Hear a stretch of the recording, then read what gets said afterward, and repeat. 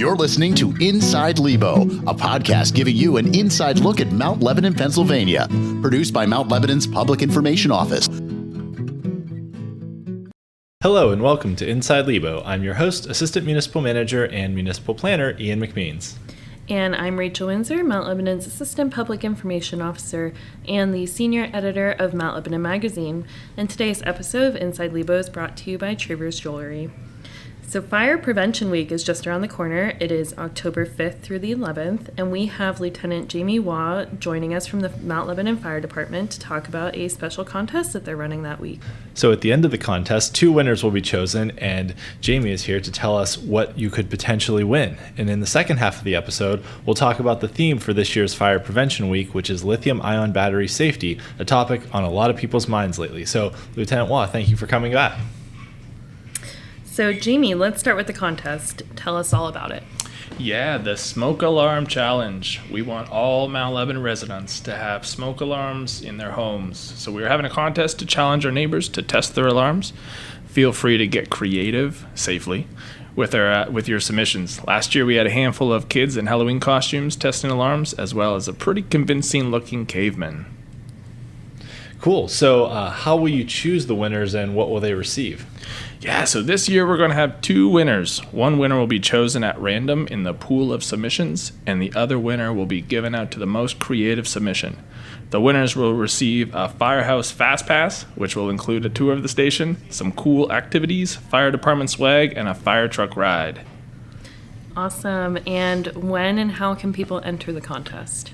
Yeah, the contest will run during Fire Prevention Week, so that's the week of Sunday, October 5th to Saturday, October 11th. The submission deadline will be midnight on Saturday, October 11th. You can tag us on social media or send an email to firecontest@mountlebanon.org. Cool. So just to ask a little more details on submissions, do you want videos, pictures, both, either or? Is it limited to one or the other? It is not limited. We are looking for creativity. So yeah, photos, videos, whatever you got. Cool. Okay, so how did you decide on smoke alarms for being the theme for this year's challenge? So this is our second year doing a smoke alarm detector challenge. The fire department, as I think most people probably know, do a lot of different fire safety education and prevention, but smoke alarms are still our number one prevention tool. We want every house in the neighborhood to have working smoke alarms. So this is a relatively inexpensive device that is essential for early fire detection, giving people time to escape and call for help. To this day, which I think a lot of kids will probably learn in the schools, we have never rescued someone from a house fire that had working smoke alarms. But the problem with smoke alarms is that they are easily forgotten about.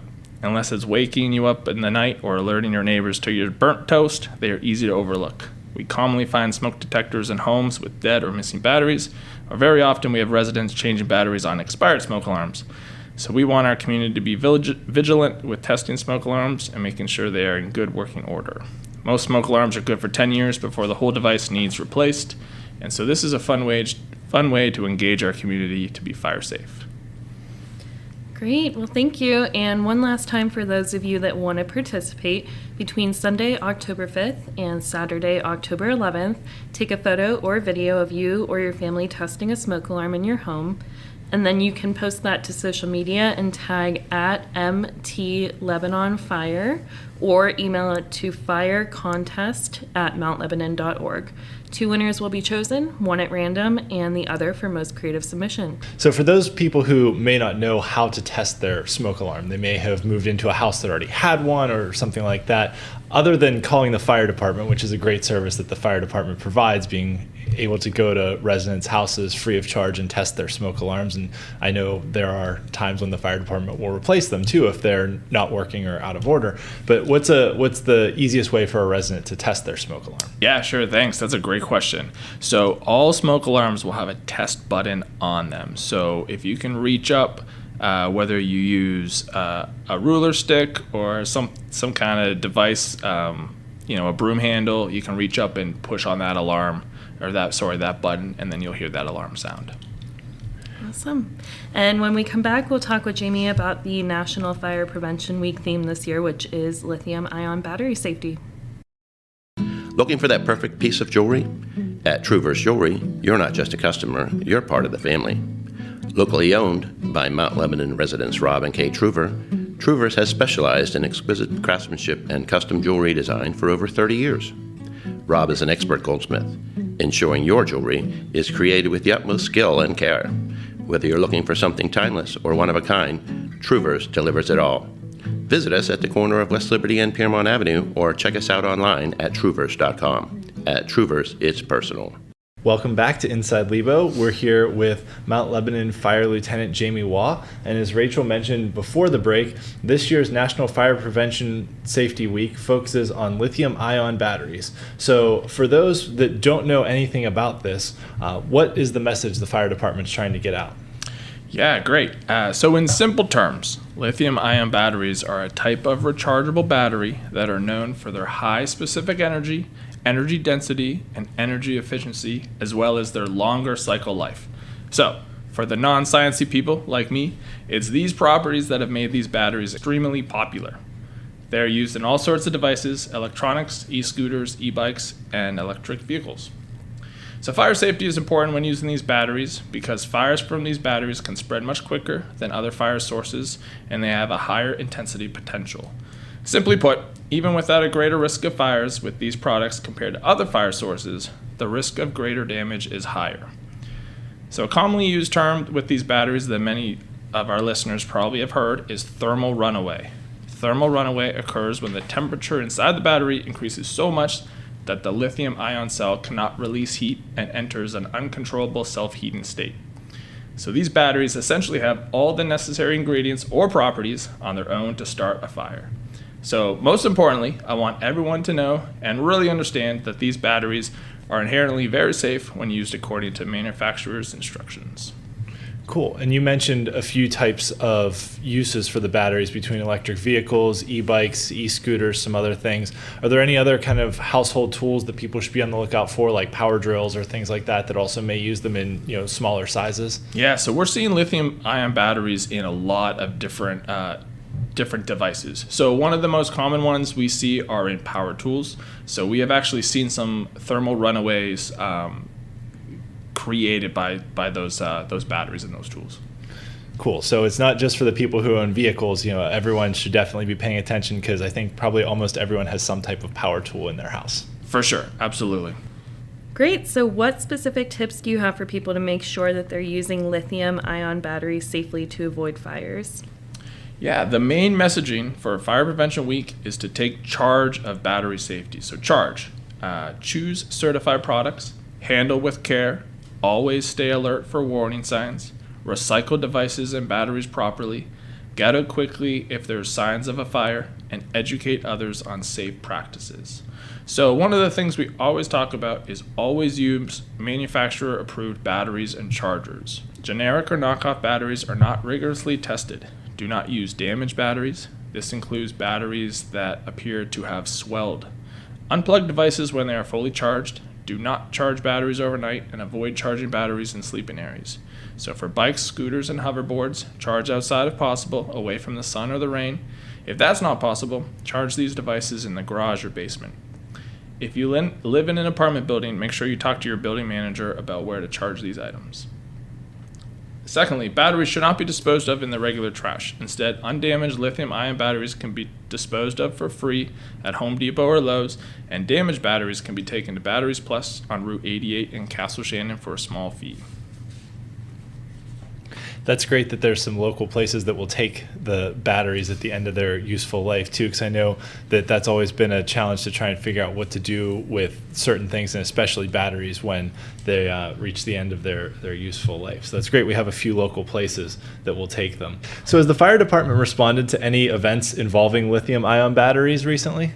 Yeah, so I mentioned we did respond to one thermal runaway battery from a power tool. But we've also responded to a number of close calls in town with batteries smoking or overheated, but we've fortunately been able to avoid further damage from those. The fire department, we have specialized products that we can store damaged batteries in until they cool down. So if you call us because you have a battery that might be smoking or you're concerned about it, we can then take that battery and we can put it in a container to make sure it's safely stored. We have been to a few fires that we suspect have been caused by lithium-ion batteries, including a garbage truck fire recently. We also have been to have seen a few batteries go into thermal runaway. As I mentioned, that power tool, but also a hoverboard battery. And I do want to make a note that micromobility devices, such as those bikes and scooters and hoverboards, are different than medical devices such as motorized wheelchairs. So those motorized wheelchairs and other medical devices, they are strictly regulated, and we have no reports of these batteries going into thermal runaway. And just for people to have an idea, like how quickly does it take for the thermal runaway to happen? It's usually very quick. So from the fire department standpoint, we do post a lot of stuff on our Facebook and Instagram, and so we will post some videos to see how these things happen. So typically what we have seen is something starts to spark and to smoke, and within a minute or two, we're seeing this thing fully engulfed in fire. So that's our biggest concern with these devices, is that they heat up very intensely and very quickly, and they can start spreading fire very quickly. So would you say it's important for people to have, the chargers in sight whenever they're using them as well? Yeah, for sure. So that's part of that charge. So always stay alert for warning signs and handle with care. So we're making sure we're always aware of what's going on and where those things are plugged in. Great. And if people have any questions about battery safety or specifics in their household, how can they get help from the fire department? Yeah, so you can always reach someone at the fire department from a few different ways. We are very fortunate here that we have staff 24/7, so you're able to call the non-emergency line at 412-343-3402, or you can always visit our municipality webpage and fill out the department contact form, and we'll have somebody get back to you as soon as we can. So we can definitely answer questions over the phone, but we can also schedule a home safety visit if you like. We have done that for a couple houses in town that have some e-bike storage concerns. But I just also want to make note that if you do have an immediate concern regarding a battery that might be damaged, or you're just concerned about it, it's definitely best to call 911. Great. Well, Lieutenant Waugh, thank you very much for joining us today. We can't wait to see what people send in for the smoke alarm challenge that we talked about in the first half of the show. So just as a reminder, post your videos, photos, anything else to social media, tag at Mount Lebanon Fire, or email it to firecontest@mountlebanon.org. Both of those are just MT Lebanon. Mount is not spelled out in either the social media tags or the email address. You can also find more information on the municipal website at mountlebanon.org/fire. And following up also to the second half of the show, everything we talked about with lithium-ion batteries is definitely extremely important as we get through Fire Prevention Week here as well. And especially as all these devices that use them are becoming more popular, not just the micromobility devices that you talked about and the kids' toys with the hoverboards and things like that, but also with power tools and everything else that people are using for a variety of things just around the house. So definitely something that our residents should be aware of and hopefully stay vigilant on. And I know that fire prevention is the most important thing that the fire department does to try and prevent fires before they even happen. So we wish you all the best success in the world, and hopefully we get some great submissions for the smoke alarm challenge. And thank you to our listeners for tuning in to Inside Lebo, brought to you by Trouvers Jewelry. That's it for this edition of Inside Lebo, produced by Marcia Morgenstern, with music by Drew Monod and graphics by Chris Leeper. Be sure to subscribe for future episodes, and we'll see you next time with more from Mount Lebanon. Thanks for listening to Inside Lebo, produced by Mount Lebanon's Public Information Office. Learn more about all things Lebo at mountlebanon.org or by following our Facebook, Twitter, and Instagram pages.